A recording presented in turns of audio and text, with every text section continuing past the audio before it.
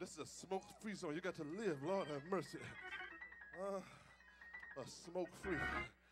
Oh, Lord. What catches me about this scripture and about this story is that they end up getting tossed into the furnace. You see, many of us, the challenge for many of us is that we want God to set us free before the furnace. That many of us don't want to face the problem. That many of us don't want to go through the challenge.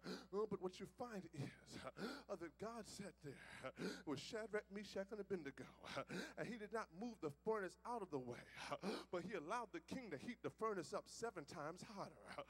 The king set the furnace so hot that even some of the people that tried to throw them in ended up dying. I want to help somebody here. I didn't even think about this when I wrote this sermon, but somebody here, don't you worry about your haters, because your haters are so busy trying to get you. They gonna perish, Lord have mercy, and what they trying to throw you in, and you gonna come up out, and you gonna be like, Lord have mercy. I was wondering what the furnace was for, but the furnace was to burn off my haters. Lord have mercy, Jesus. Everybody that tried to throw me in ended up getting consumed. Everybody that set the trap, Lord have mercy, ended up getting burned. And so you find they threw them up in the furnace. But you find that King Nebuchadnezzar looked up in the furnace and he said, that's all right, we threw 3 folks up in there. And he said, well, we did throw 3 folks up in there. He said, well, we threw 3, but there's 4 walking around in the fire. Now what catches me is this. What catches me is this. That not just did the king I see what was working in the miracle, but that the king also went and started doing some addition and started counting the folks up in there. And I want to let somebody know this, that when folks see what God does in your life, they're not just going to see the miracle, but they're going to see Jesus walking with you. They're going to see you walking around in the fire. Lord have mercy. They're supposed to kill you. They're going to see you walking around in a situation that's supposed to break you, and they're going to see you walking, Lord have mercy, with your head held high. Doesn't mean you're not still in the situation, but the way you walk in the situation allows them to see you're not by yourself. Have I got somebody in here? You're not out the situation yet, but you walking around because you know Jesus is in this thing with you. Lord. Oh, Jesus. Oh, I ain't even got to my point yet, Reverend Bill. Lord have mercy. And so what we watch is King Nebuchadnezzar, he sees it's 4 of them, and he shouts into the fire, Shadrach, Meshach, and Abednego, y'all come on up out the fire. Because at that point he realizes that he doesn't have the power. You see, he had the power to throw them in, but he didn't have the power to pull them out. Lord have mercy. The king wasn't strong enough in all of his kingly guards to be able to reach into the fire and pull them out. And so he understood who really had the power. Shadrach, Meshach, and Abednego, they come up out the fire. They still got the outfit on. They still looking cool. They still looking clean. They still looking chill. They got the outfit on. Ain't nothing been singed, but they don't even smell like smoke. I'm trying to help somebody here, because one of the things that I saw with them is they went through the fire.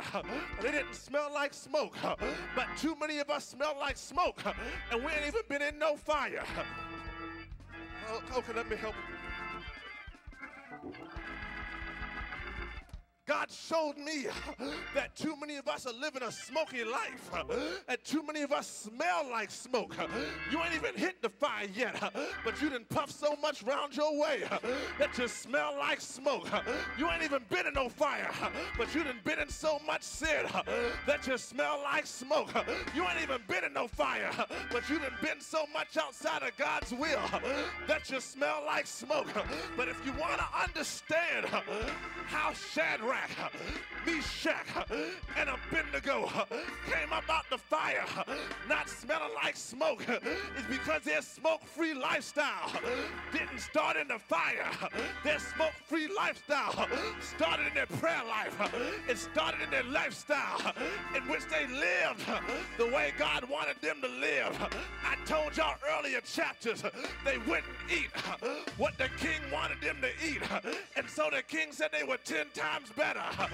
And when you live like you're 10 times better, then when the fire comes, you can make it through the fire, because you're not just calling on Jesus in the fire. You've been calling on Jesus on Monday and on Tuesday and on Wednesday. Fire comes on Thursday, but you've been with Jesus all week. So when the fire comes, you already lived smoke free. Is there anybody in here that wants to live smoke free? So when the fire comes, Jesus already knows where you are, because Jesus has already been by your side. Say yeah, say yeah, say yeah. Turn to your left, say, neighbor, I'm living smoke free. I don't bow and I don't burn, because I'm 10 times better. Say yeah. I don't bow and I don't burn, because I'm 10 times better. Say yeah. Say yeah. Say yeah. If you know it, give God glory. If you're going to show it, give God a praise. I'm 10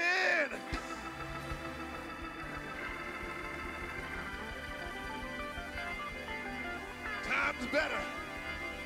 I don't bow and I don't burn. I don't bow and I don't burn. Baby, I don't bow and I don't burn. I know you got the fire set up for me.